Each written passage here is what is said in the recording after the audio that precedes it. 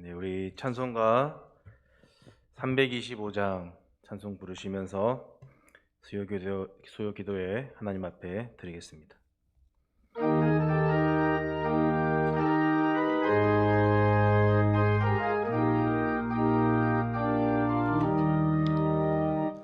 예수가 함께 계시니 시험이 오나 겁없네. 기쁨의 근원 되시네. 예수를 위해 삽시다. 날마다 주를 섬기며 언제나 주를 기리고 그 사랑 안에 살면서 딴 길로 가지 맙시다. 이 세상 사는 동안에 주 이름 전파하면서 무한한 복락 주시네. 예수를 위해 삽시다. 날마다 주를 섬기며 언제나 주를 기리고 그 사랑 안에 살면서 딴 길로 가지 맙시다. 이 세상 친구 없어도 예수는 나의 친구니 불의한 일을 버리고 예수를 위해 삽시다. 날마다 주를 섬기며 언제나 주를 기리고 그 사랑 안에 살면서 딴 길로 가지 맙시다.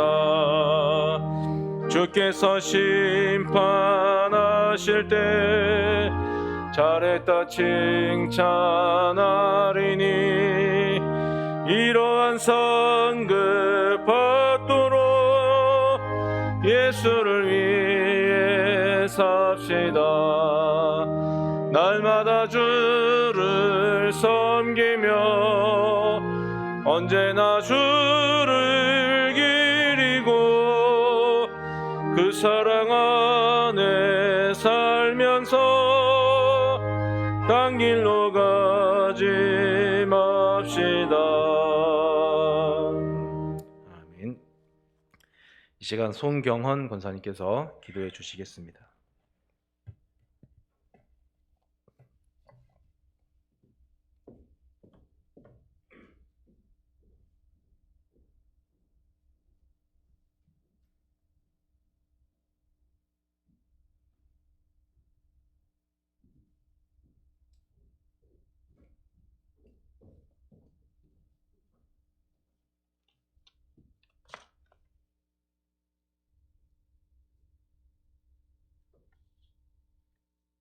주님을 찾고 그 얼굴을 구하는 자들의 예배를 받으시는 하나님께 감사와 영광을 올려드립니다. 사람이 지키는 방역엔 한계가 있으나 대양교회를 또한 그에 속한 성도를 하나님께서 지켜주심이 있었기에 이 예배를 드릴 수 있어 감사를 드립니다. 교회에 대한 불신과 외면이 깊어져 가는 이때에 잠잠히 참고 기다리며 하나님의 도우심으로 이 나라가 회복되기를 기도하는 많은 백성이 있음을 기억하여 주옵소서. 오늘도 일선에서 주야로 수고하는 의료진들에게 새 힘으로 붙들어 주시고 환자들도 속히 완치되도록 은혜를 베풀어 주옵소서. 날마다 우리의 생명을 주관하시는 예수님의 이름으로 기도드립니다. 아멘.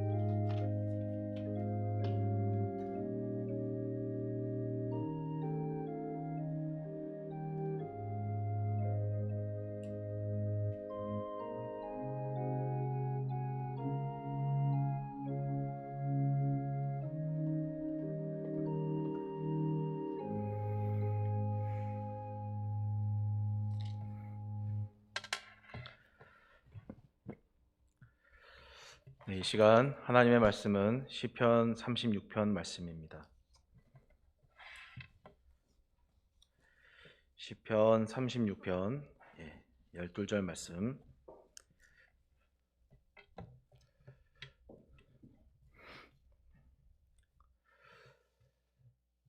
네, 우리 유튜버에 들어와 계신 우리 성도들도 우리 함께 같이 교독 한 절씩 교독하겠습니다. 악인의 죄가 그의 마음속으로 이르기를 그의 눈에는 하나님을 두려워하는 빛이 없다 하니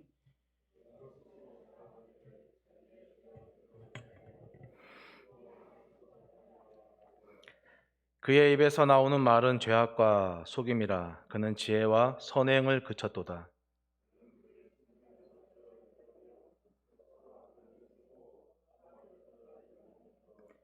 여호와여 주의 인자하심이 하늘에 있고 주의 진실하심이 공중에 사무쳤으며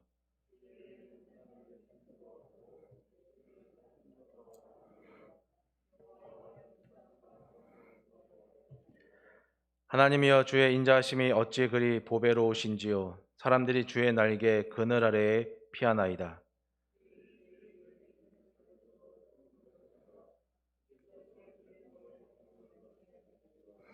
진실로 생명의 원천이 주께 있사오니 주의 빛 안에서 우리가 빛을 보리이다.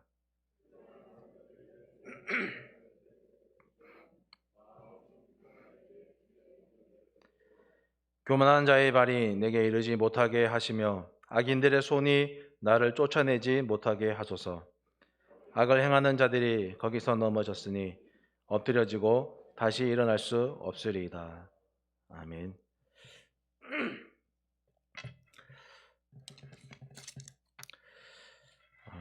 다윗이 하나님의 종으로서 왕이기 전에 먼저 하나님의 종으로서 그리고 또 이스라엘 백성들을 이끌어야 하는 어떤 영적 지도자로서 이 백성들의 신앙을 훈계하고 또 계도하기 위한 목적으로 쓰여진 것이 우리가 방금 읽은 시편 36편입니다. 계도의 내용은 이렇습니다. 우리 신앙의 자세에 따라서 하나님이 우리의 선악을 결정하신다. 우리 신앙의 자세에 따라서 하나님이 우리에게 벌을 주시기도 하고 또 상을 주시기도 하신다.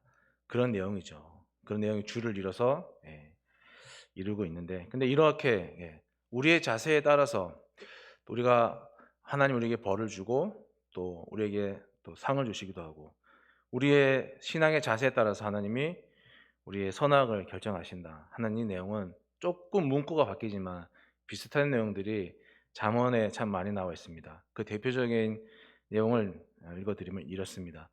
여호와를 경외하는 것이 지혜의 근본이고 거룩하신 자를 아는 것이 명철이다 하는 이런 말씀의 내용들이죠. 비록 비슷비슷한 내용이지만 우리가 겉으로 보기에는 조금 문구가 다르지만 중심 내용은 그렇다 하는 말씀입니다. 우리가 하나님 앞에서 어떻게 이 신앙의 자세를 일관되게 가지고 살아가느냐, 그것에 따라서 그 지혜에 관해서 다윗이 백성들을 계도하는 것이죠. 훈계하는 것이고 신앙의 길 앞에 바로 서라 하면서 이런 노래를 지어서 백성들의 삶을 이끌어가는 그런 내용인 것입니다. 다윗은 이 시편 속에서 악인은 지혜가 없다 그렇게 얘기를 합니다. 그리고 그 악인들은 하나님을 도통 두려워하지 않는다. 그것이 악인의 실상이다 라고 이렇게 1절에서 4절의 내용을 보시면 그런 식으로 악인들을 얘기를 하고요. 그리고 일관된 신앙을 가지고 하나님을 신뢰하고 또 의지하는 사람들이 어떤 복을 받는지에 대해서 얘기하는 게 5절에서 9절까지 나와 있고요. 그리고 하나님을 경외하는 그런 사람들을 복을 주시고 하나님을 두려워하지 않는 악인들을 하나님 파멸시키십시오라고 하면서 강구하는 내용들이 10절에서 12절까지 이렇게 구성을 하고 있는 거예요. 그런데 이 시편을 다윗이 노래했을 때 우리가 그때 상황이 어떤지 모르지만 이 다윗과 함께 살았던 지금 다윗이 아니라 그 이전의 다윗의 삶에 대해서도 알았던 사람들, 그러면서 이 시편을 들었던 사람들은 아마 알고 있었을 겁니다. 아니, 알고 있었습니다. 뭐냐면은 다윗이 이렇게 이 노래를 지어서 백성들을 훈계하고 하는 이런 내용들이 그냥 다윗이 책에서 배운 것이 아니라 다윗 자신이 교만했고, 그래서 악인의 길을 한번 걸어봤었고, 그것에서 벗어나서 하나님의 선하심이 무엇인지, 그리고 하나님의 인도하심이 무엇인지 다윗 스스로가 경험했거든요. 그리고 그 경험을 가지고 이런 노래를 지어서 우리를 이렇게 하나님 앞으로 이끌어 가는구나, 우리의 신앙을 지도하는구나 하는 것을 정말 진정성이 녹아 있는 그런 다윗의 고백이구나. 다윗 자신의 신앙의 경험을 가지고 우리에게 그렇게 살지 말자라고 노래하고 있구나 하는 것을 다 알고 있었을 겁니다. 아마 실제적으로 그런 교훈들이 녹아 있는 36편이죠. 오늘 이 다윗이 자기의 경험을 통해서 백성들을 훈계하고, 그러면서 일관된 신앙을 가지고 하나님 앞에 살아가고자 하는 그 신앙의 교훈들을 한번 살펴보고 우리에게 주시는 말씀으로 한번 삼고자 합니다. 다윗이 자기의 경험을 통해서 백성들에게 말하고 싶었던 첫 번째는 뭐냐면요, 악인은 하나님을 두려워하지 않는다는 겁니다. 그 말은 반대로 말하면은 악인이, 쉽게 말해서 악인이 되지 말자 하는 그런 얘기겠죠. 만약에 우리 앞에, 저와 여러분들 앞에 하나님께서 딱 나타나셨어요. 그 하나님이, 우리 하나님 볼 때 어떤 감정을 가질까요? 1번, 반갑다. 2번, 뭐지, 이게 뭐지? 이런다. 3번, 두렵다. 어떤 감정일까요? 예? 다들 이제 개인 신앙, 개인마다 다를 거겠지만, 제가 신대원에서 구약 신학을 공부하는데 교수님께서 이런 예화를 아브라함 이야기를 통해서 예화를 들려주셨는데, 그게 너무 그 당시 저한테 쇼킹해서 기억에 남는 이야기가 하나가 있어요. 그게 뭐냐면은 창세기 18장에 보면 아브라함 집에 천사가 찾아와요. 그죠? 다 아시죠? 천사가 찾아오는데 이 찾아온 세 천사를 아브라함이 얼른 뛰쳐나가서 맞이하는 거예요. 그리고 뭐라고 말하냐면은 이 우리 집을 떠나서 지나가지 마시고 제가 대접을 잘할 테니까 시간 좀 달라고. 그래서 급하게 막 사라한테 뛰어가서 음식을 만들어서 그 세 천사들을 대접하는 장면이 나옵니다. 보통 사람들은 이런 이야기를 보면은 참 다윗이, 아브라함의 신앙이 대단하군 하는데, 제가 들었던 그때 이야기는 뭐냐면, 왜 아브라함이 그때 그렇게 했을까? 그런 것이죠. 왜냐면은 두려웠기 때문에.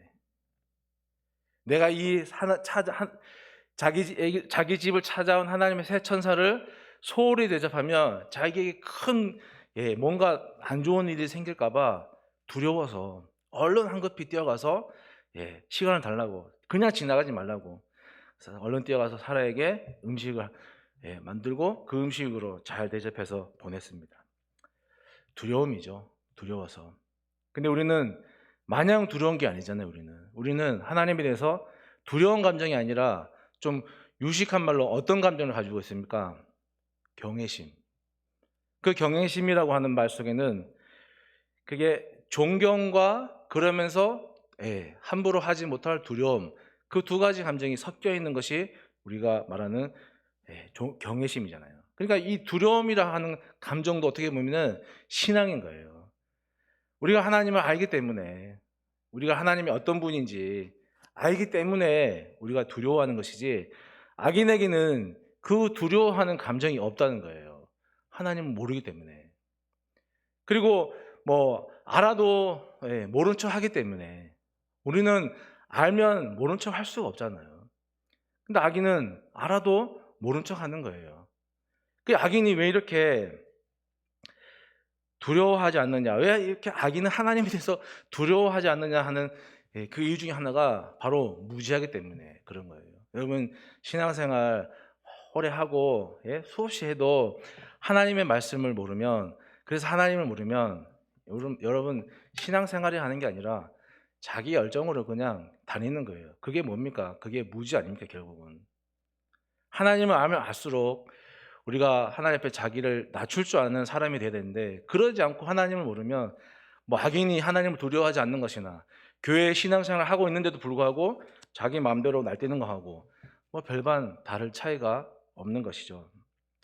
악인은 자기 마음대로 하고 싶은 거예요. 그래서 거기 하나님이 개입하는 게 싫은 거예요. 알고 있으면서도 일부러 외면하고 알고 싶어 하지도 않는 것이 악인의 무지고, 그 무지 때문에 하나님을 두려워할 수 없는 것이죠. 우리는 신앙의 경험이 많다 하더라도, 신앙의 세월이 오래 흘렀다 하더라도요, 신앙생활을 하다 보면 누구나 다 두려워할 때가 있습니다. 어떤 경우에는 성령이 막 충만해도 그 지나고 나면 또 나태해지고 또 방종하게 살 때도 있습니다. 성령이 충만할 때 한다 할지라도 하나님이 갑자기 나를 더 이상 사랑하지 않는 것 같은 마음이 들면 갑자기 영적인 고립감에 빠져서 슬럼프에 빠져서 힘들어하고 막 그럽니다. 감춰둔 죄가 생각나면, 그런 것들이 내 머릿속에서 생각나면 양심의 가책을 받고요, 그게 혹시 들킬까 봐 전전긍긍하면서 두려워하는 마음을 가지고 살아갑니다. 어려운 일이 닥치면 그것이 해결되지 않을 때마다 버겁고요, 숨겨둔 죄가 있으면 그 죄가 하나님 앞에 발각될까 봐, 그걸 가지고 내한테 또 어떤 일이 생길까 봐 두려워하고 우리는 살아갑니다. 그런데 그럴 때 여러분, 정말 무겁게 짓눌려 있는 우리에게 하나님께서 찾아오셔서 우리 등을 두드리고 도닥거리고 위로해 주실 때 우리는 살아나지 않습니까? 우리가 소생하지 않습니까? 두려워하지 말라, 내가 너와 함께 함이니라. 놀라지 말라, 내가 내 하나님이 됨이라 하는 이 말씀들이, 그러할 때 다른 말씀처럼 똑같은 말씀인데 그러할 때 우리에게 소생의 말씀이 되는 거고 능력의 말씀이 되지 않습니까? 우리가 약하고 우리가 강하다는 그 경계가 내가 하나님 앞에 서 있느냐 그렇지 않느냐의 이 정말 종이 한 장 같은 차이인데, 그 신앙의 차이인데, 그 신앙의 차이가 그 차이를 만들어가는 게 너무나 어렵다는 거예요. 그럼에도 불구하고 신앙생활을 하는 모든 성도들은 우리가 하나님 앞에 은혜가 필요하다는 생각을 가지고 살아가야 되는 것이고요, 또 그 은혜 안에서 매일매일 조금씩이라도 살아가도록 노력해야 하는 것입니다. 그것이 다윗이 이 노래를 가지고 백성들의 신앙을 훈계하고 계도하는 내용인 것이죠. 악인의 특징이 2절에서부터 4절에 이렇게 쭉 나와 있는데요, 거기에 같이 말씀을 볼 텐데 혹시 나하고 관련되어 있는 특징들이 있는지 한번 잘 들어보시고, 만약에 있다 그러면 우리는 반드시 돌아서야겠죠. 악인의 가장 큰 특징은 뭐냐면 스스로 자랑하는 거예요. 스스로 자랑하는 거. 2절을 풀었으면요, 제가 원문으로 이렇게 한번 풀어봤는데 이런 뜻이에요. 2절에 그가 스스로 자랑하기를 이렇게 이어지는 이 말씀, 이런 거죠. 발견된 것을 드러내지 않아요. 그 발견된 것이 뭡니까? 죄거든요. 그걸 드러났는데도, 발견됐는데도 드러내지를 않아요. 그리고 발견된 것을, 그 죄잖아요, 미워하지도 않아요. 오히려 더 사모하고 그걸 아무 꺼리낌 없이 그냥 행하고 있는 거예요. 그게 뭡니까? 악인의 특징이고, 그게 악인이 스스로 자랑하는 거예요. 스스로를 높이는, 그러니까 나는 어떤 일을 해도 하나님이 나를 벌 주지 않는다, 나는 하나님께 벌 받지 않는다, 스스로 자랑하고 스스로 높이고, 그게 악인의 특징인데, 그걸 가장 잘하는 게 누굽니까? 그 대표 주자가 사탄 아닙니까?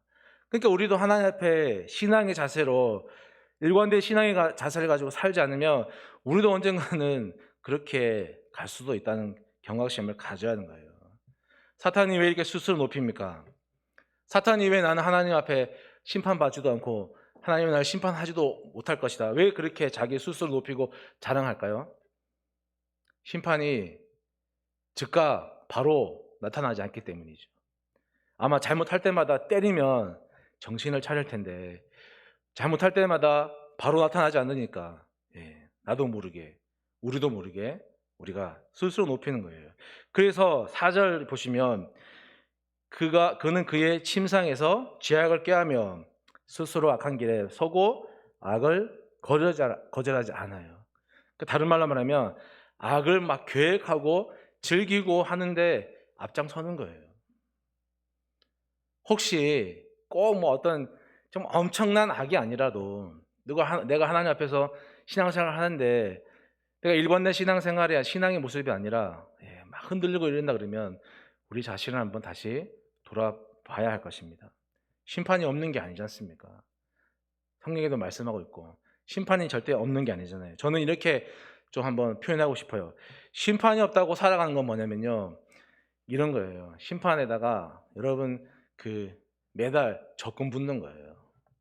심판이 없다라고 생각하고 살아가는 사람들, 심판이 없는 것이 아님에도 불구하고 없다라고 생각하면은 쌓고 있는 거예요. 심판을 열심히 매달마다 적금을 열심히 부어서 나중에 한번 온통 당하는 거죠. 시편 1편에 우리가 잘 아는 말씀이잖아요. 시편 1편 복 있는 사람 악인의 길을 또 악인의 길을 걷지 않아요. 왜 그럴까요? 그 복 있는 사람이라고 해서 그 사람에게 유혹이 없겠습니까? 아마 더 있을 겁니다. 없는 것이 아니라 더 복 있는 길을 가려고 하는 사람에게 더 많은 유혹과 흔들림이 있을 겁니다. 그런데 그 복 있는 사람이 악인의 꾀를 쫓지 않아요. 가고 싶죠. 왜 안 가고 싶겠어요? 악인의 길을 가고 싶죠. 근데 가지 않아요. 왜 가지 않냐면은 복 있는 사람은 그 길의 끝이 어떤 것인지 알기 때문에 안 가는 거예요. 모르면 가는 거겠죠. 어떤 동네에 7살짜리 꼬마 아이가 있었습니다. 옛날 동네에는 이건 뭐죠? 이게 이렇게 하는 거. 가게 가갖고 돈 안 주고 나중에 줄게요 하고 가져오는 그게 뭡니까? 외상이 됐잖아요. 이 7살짜리 꼬마가 너무 먹고 싶은 가장 하나 있는데 집에는 엄마가 없고 그래서 뭐 자기 혼자 연극을 하는 거예요. 집에 문을 여니까 아무도 없어요. 근데 그 허공에다 대고 엄마 불러놓고 자기가 엄마인 것처럼 왜 하는 거예요. 그리고 엄마 나 이거 가게 가서 과자 하나 사 먹어도 돼 말해놓고 자기가 또 엄마인 것처럼 그래 사 먹으라 해놓고 가게 가서 과자를 하나 사 먹었어요. 그래놓고 엄마가 외상으로 먹어도 된대요 하놓고 가져와서 먹어버렸어요. 엄마가 알까요 모를까요?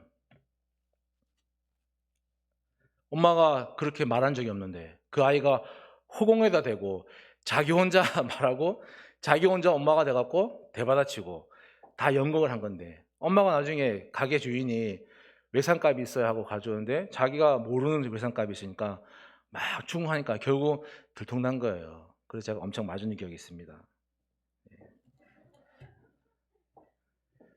들통나는 거예요 결국은. 맞죠? 여러분 그렇게 여러분 결국은 심판이 없는 것처럼 살면 나중에 다 그 값을 다 치르는 거잖아요.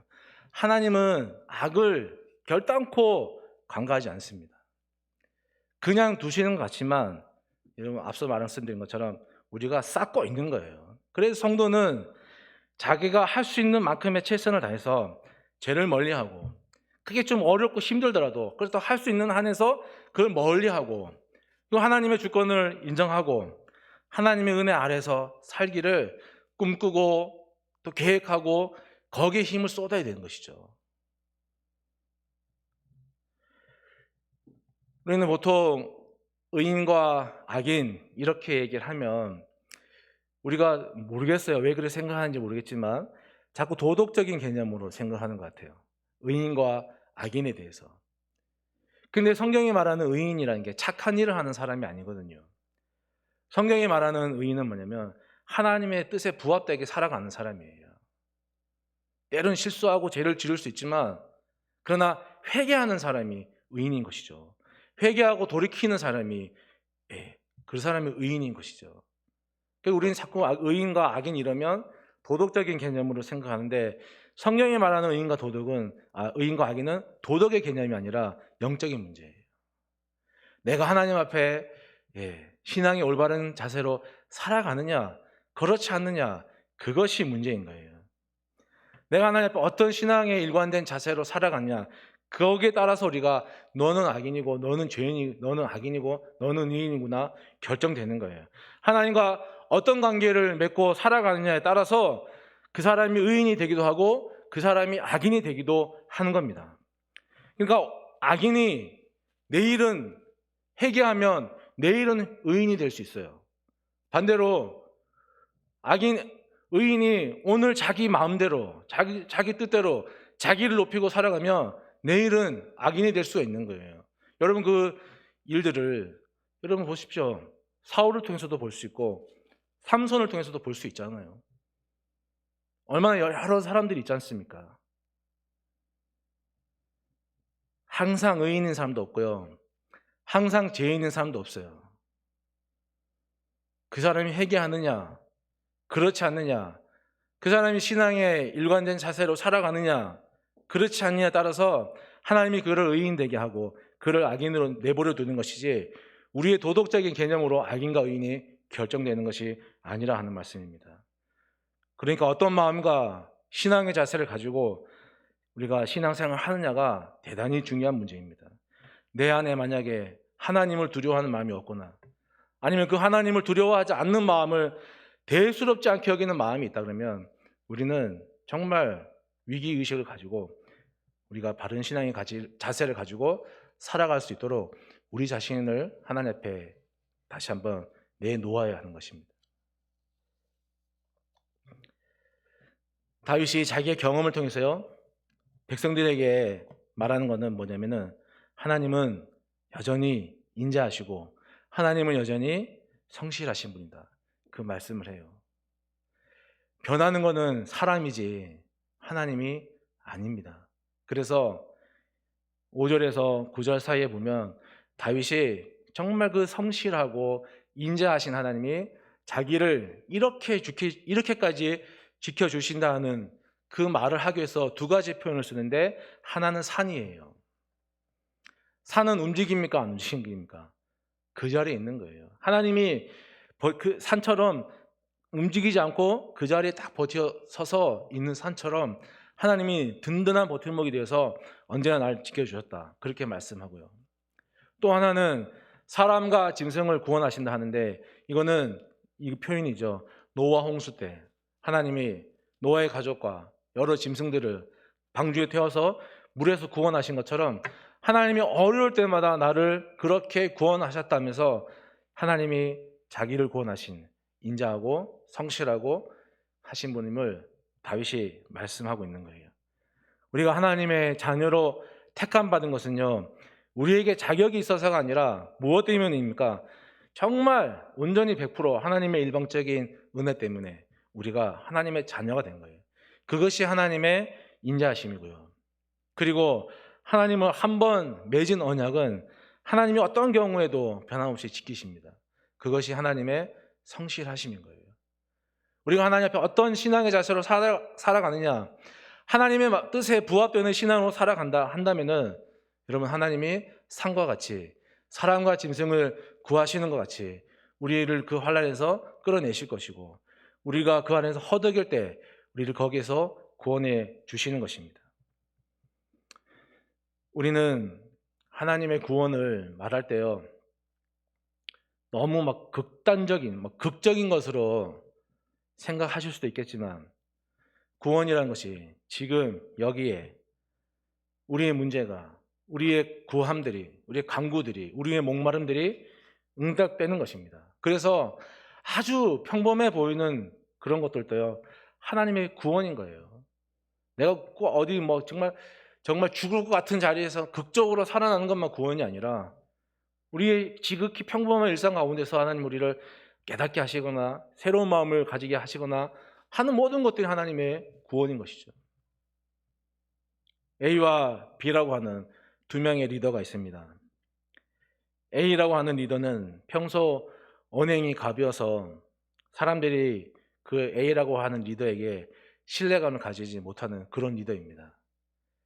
B라고 하는 리더는 평소에 신중한 언행을 통해서 사람들에게 많은 신뢰감을 주는 그런 리더였습니다. 여러분은 A와 B 리더 중에 어떤 리더와 함께 하시겠습니까?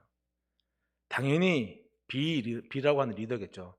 내가 이 B라고 하는 리더와 함께라고 한다면은 그에게서 얻은 신뢰감을 가지고 이 B와 함께하고 한다면은 내가 어떤 역경이든지 이 사람과 함께 견뎌낼 수 있겠구나 하는 마음을 가질 겁니다. 우리가 하나님을 신뢰한다면은 하나님이 B와 같은 리더가 되어서 우리가 힘들 때, 어려울 때, 도움이 필요할 때 내 뜻과 상관없이 내가 뭐 잘하고 못하든 간 상관없이 하나님이 우리를 구원하시고 우리를 도와주실 것입니다. 다윗이요, 이 노래를 가지고 백성들 앞에서 부를 때 저는 그렇게 생각합니다. 하나님 앞에 하나님을 신뢰하는 것이 먼저냐, 아니면 하나님의 구원하심이 먼저냐? 여러분 어떤 것이 먼저라고 생각합니까? 전 제 신앙 고백이지만 저는 하나님이 우리를 구원하시는 것 이전에 더 하나님이 우리에게 원하시는 건 우리가 하나님을 얼마만큼 신뢰하느냐, 얼마큼 신뢰하길래 우리가 정말 신앙에 일관된 자세를 가지고 하나님 앞에 나아가느냐, 저는 이걸 먼저 보실 것 같아요. 근데 정말 많은 사람들이 우리가 하나님 앞에 그런 신앙의 자세를 가지고 신실하게 사는 것보다 나는 열에 하나밖에 노력 안 했으면서도 하나님 왜 나에게 이 열의 9을 구원하시지 않습니까? 라고 생각하고 구하고 살아가는데, 그거보다 우리가 하나님 앞에 응답받을 그릇이 된다 그러면 우리가 하나를 구하더라도 하나님이 더 많은 것으로 그 그릇을 채우시지 않겠습니까? 우리가 하나님 앞에 하나님을 나의 하나님으로 신뢰하고 또 소망하는 것이 정말 중요한 것입니다. 다윗이 백성 앞에 구하는 것이 그거 아닙니까? 하나님은 나에게 산이었다. 하나님은 나에게 구원의 방주였다. 너희에게도 그럴 것이다. 그러나 하나님이 우리를 구원하시는 그 문제 이전에 우리가 하나님 앞에 어떤 신앙의 자세를 가지고 살아가야겠느냐, 그거를 노래를 통해서 백성들을 훈계하는 건 아니겠습니까? 이 하나님의 구원하심에 한 가지 조건이 있습니다. 아주 중요한 조건인데요, 7절에 보시면 주의 날개 아래 하는 표현이 있고 8절에 보면 주의 집 이런 표현이 있어요. 이건 뭐냐면은 하나님의 은혜는 그냥 아무나 다 그냥 다 와서 누릴 수 있는 게 아니에요. 하나님이 다 부어주시지만 그 사람이 받아들이지 않으면은 하나님의 은혜가 되지 않습니다. 하나님이 억지로 하지 않는다 하는 말씀입니다. 이 은혜를 받을 수 있는 사람들은 어떤 사람이냐면은 하나님을 신뢰하는 사람, 하나님 앞에 자기의 소망을 두는 사람들. 그래서 그렇기 때문에 내가 주님의 날개 아래 피합니다. 주의 집에 거하겠습니다. 신앙 고백하는 사람들이 누릴 수 있는 특별한 은혜인 거예요. 우리가 그동안에 많은 역경들을 겪으면서 여기까지 왔지 않습니까? 역경들을 겪을 때마다 하나님 앞에 엎드리고 그리고 하나님 앞에 기도할 때 그 배고픔과 목마름들이 해소되는 은혜를 여러분들이 수없이 겪고 있었잖아요. 누가 건드려서 한번 얘기해봐라 그러면 줄줄줄 막 나올 만큼 여러분들이 그렇게 겪고 오셨지 않습니까? 하나님이 우리 생명의 다윗의 고백처럼 우리 생명의 원천이시기 때문에 그런 거죠. 기나긴 역경의 터널을 지나서 빛이 비실 때 매일 제일 처음으로 우리가 만나게 될 주님께서 빛이시기 때문에 그런 것이죠. 앞으로 우리가 하나님이 우리의 생명줄임을 우리가 다시 한번 소망하고 그 신앙을 가지고 우리가 살아간다면 하나님 우리를 보존하실 것이고 우리를 구원하실 것이고 우리를 모든 하늘에서 도와주실 것이며 우리가 이 땅에서 살아갈 때 우리에게 필요한 모든 것들을 일용할 양식을 공급하시듯이 우리에게 공급해 주실 것입니다. 저는 제 개인적인 신앙 고백이지만 목사가 되고요. 되면서 목사가 되기로 하고 하나님 앞에 기도한 게 있습니다.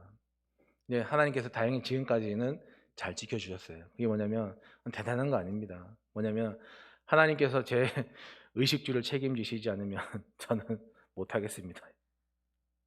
네, 아주 간단하고 중요한 건데 정말 지금까지 살아오면서 그 기도 가운데 진짜 저만의 고백이겠죠. 섬세하신 하나님의 손길을 저는 수없이 경험했습니다. 여러분들 자녀들 학업 때문에 취업 때문에 결혼 때문에 고민들이 아마 많으실 겁니다. 교족부에 보면 아직까지도 결혼 못한 자녀들을 데리고 사는 분들도 참 많더라고요. 학업과 취업에 밀려서 우리 신앙이, 특별히 자녀들의 신앙이 이 학업에 밀려서 결혼의 문제에 밀려서 취업의 문제에 밀려서 뒷전이 되는 거, 그거보다 더 아픈 건 뭐냐면 하나님이 뒷전이 된다는 거잖아요. 우리가 우리 자녀들에게 하나님이 성실하시다, 하나님이 인자하시다 가르쳐 줘야 할 거 아니겠습니까?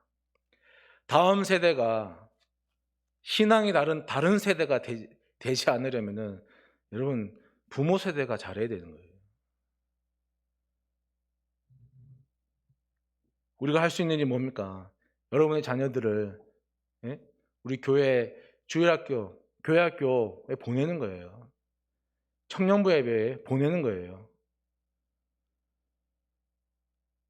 교육자들이 이 코로나 속에서 아이들 만나지 못하니까 이런 방법 저런 방법 다양하게 연구하고 시도합니다. 청년부 우리 목사님 담당 목사님인 기경호 목사님은 매주일 청년들이 1시 예배니까 청년들이 밥을 못 먹고 올까봐 매일 혼자 토요일마다 와갖고요 간식 준비하고 선물 준비하고 그걸 싸서 선물 포장을 해갖고 주고 또 안 오는 애들은 또 직접 찾아가서 전달해주고 열심히 합니다.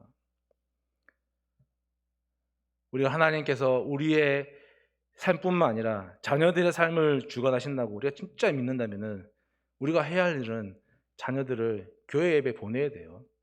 청년부 예배 보내야 돼요.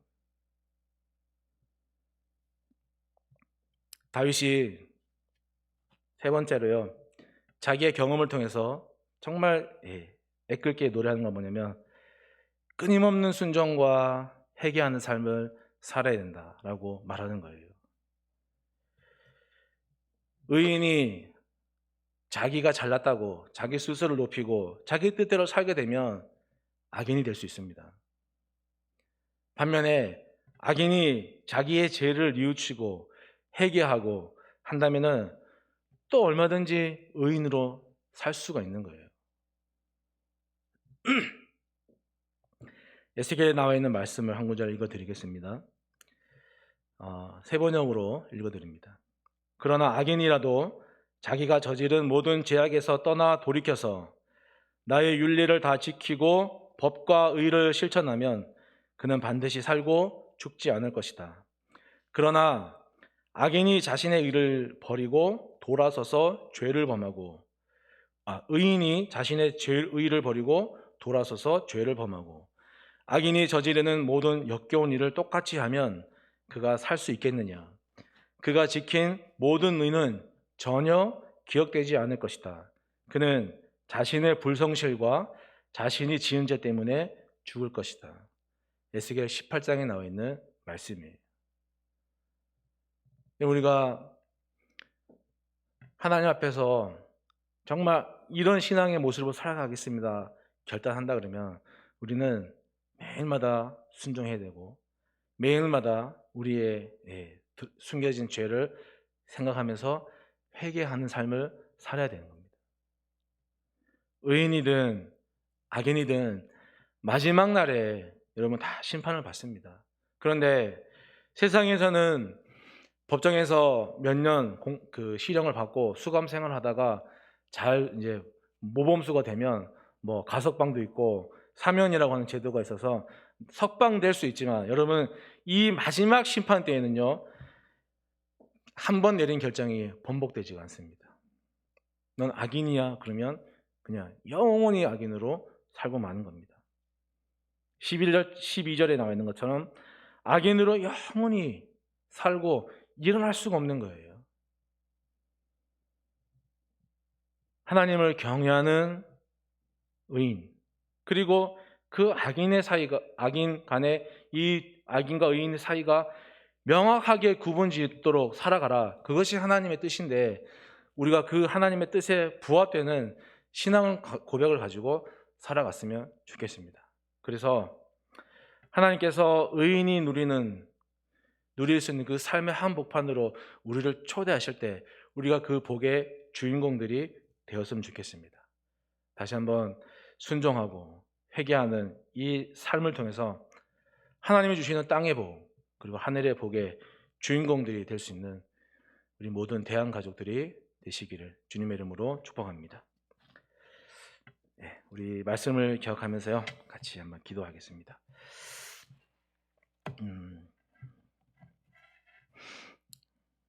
오늘 말씀의 내용처럼 우리가 순종의 제사를 잘 드릴 수 있는 사람들이 되었으면 좋겠습니다. 나 자신에게도 그렇고 우리 자녀들에게 대해서도 하나님 말씀에 순종해서 자녀들의 신앙도 우리가 하나님 앞에 드릴 수 있는 그런 순종의 제사로 살아가기를 함께 기도하고, 특별히 이 코로나가 빨리 좀 종식되어서 함께 또 예배할 수 있는 그런 시간이 오도록 기도하시고요. 한우들 위해서 기도하시고, 우리 특별히 선교사님들 위해서도 좀 이 시간 같이 기억해서 기도해 주셨으면 좋겠습니다. 아마 뭐 여러 가지 어려운 문제들이 다 있겠죠. 안 그래도 어려운데 이 코로나 때문에 더 어려운 우리 선교사님들의 삶과 우리 사역을 위해서 하나님께서 도움의 손길을, 피할 수 있는 길을 주시도록 다 함께 한번 같이 합심해서 기도드리겠습니다.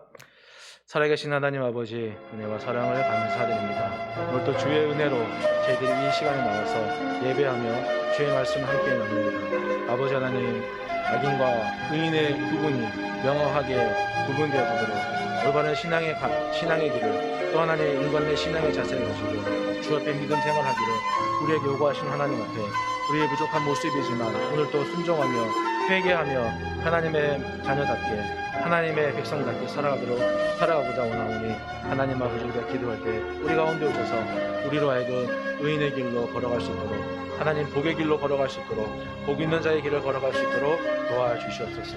다윗은 자신의 경험을 통해서 많은 사람들에게 정말 순종의 길을 걸어가도록 촉구하고 있습니다.